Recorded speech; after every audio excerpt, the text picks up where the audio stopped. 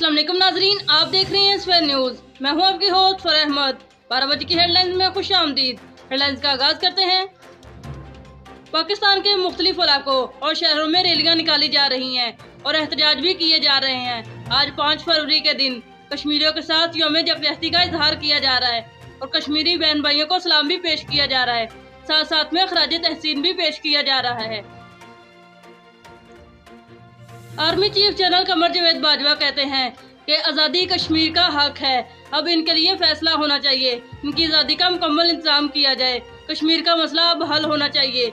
मैं कश्मीर के बहन भाइयों को सलाम पेश करता हूँ जो भारत के मुजालिम के खिलाफ हिम्मत से काम ले रहे हैं और डटकर उनका मुकाबला कर रहे हैं। वज़ीर-ए-आज़म इमरान खान आज कोटली में खिताब करेंगे और कश्मीरियों से इज़हार यकजहती भी करेंगे। कश्मीरी के शहर में जगह जगह जलसे जुलूस निकाले गए।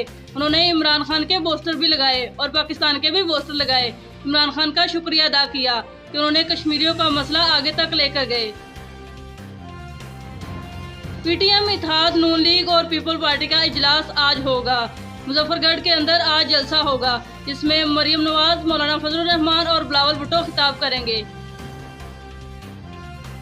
बिलावल भुट्टो ने मीडिया से गुफ्तगू की। उन्होंने कहा कि नए पाकिस्तान जिसका ख्वाब हमारे अजदाद ने देखा था वो कश्मीर के बगैर नामुमकिन है। कश्मीर के साथ पाकिस्तान हमेशा है और हमेशा ही रहेगा। मुल्क में कोरोना से मजीद 53 अफराद इंतकाल कर गए। 24 घंटों के अंदर 1320 नए केसेस रिपोर्ट हो चुके हैं जबकि मुस्बत केसेस की शरह 3.7 तक रही।